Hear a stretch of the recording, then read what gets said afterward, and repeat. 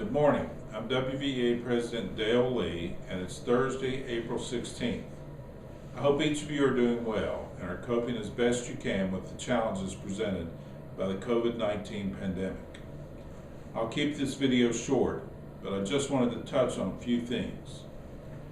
First, the WVEA Executive Committee has made the decision to hold a limited agenda remote delegate assembly this year due to the uncertainty on when the restrictions on social distancing and gatherings might be lifted.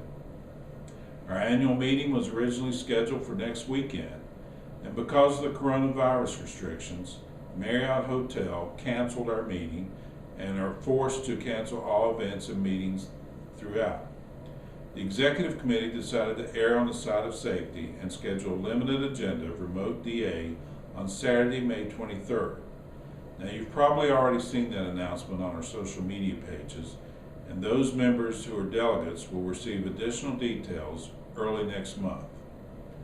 Now, these are unpredicted and disruptive times, and just as you are working to navigate around the challenges that you face, we're also working to find alternatives to continue the day-to-day business of the WVEA.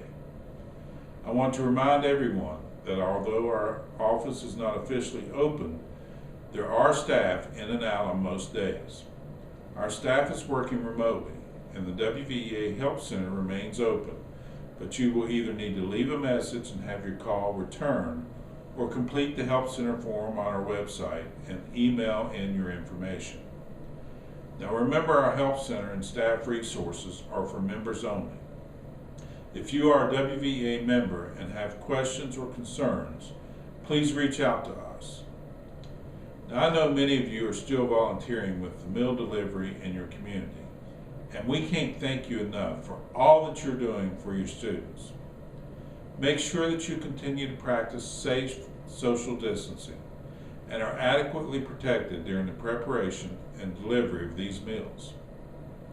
Many counties have adopted a no-contact policy for delivery and are limiting preparation stations in order to keep volunteers safe.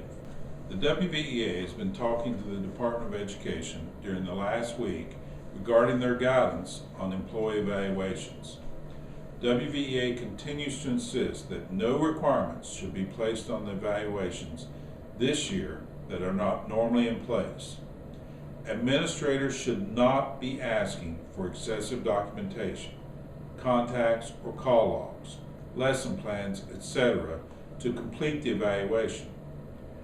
For those individuals still in need of a final observation, that is to be conducted simply as a conversation between the evaluator and the educator regarding how instruction and student engagement have occurred remotely.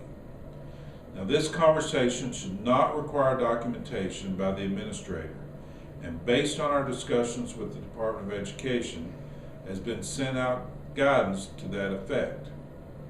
If you are a member and those guidelines are not being followed, contact us through the Help Center so that we can identify the work sites that need to have these guidelines further explained. And finally, WVEA's officers and executive committee members have been holding conversations with our members of our congressional delegation regarding upcoming budget shortfalls for the state.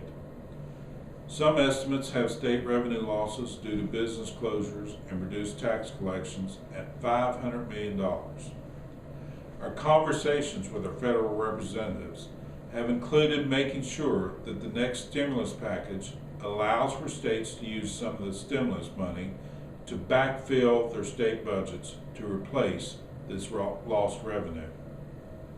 Now, be assured that the WVEA is on top of this issue, and we will do everything that we can to ensure that school funding and other vital services are protected. I know we are all tired of the disruptions to our normal routines, but unfortunately, our normal routines may not be back for quite a while. WVEA leaders and staff are here working on your behalf and continue to address issues that arise. As I've said before, things are fluid, and there will continue to be changes.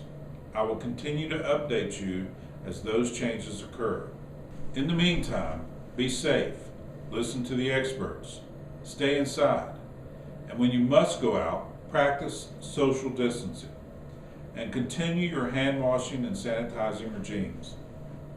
By working together, we will all get through this. Thank you for all that you're doing, and I'll talk to you again very soon.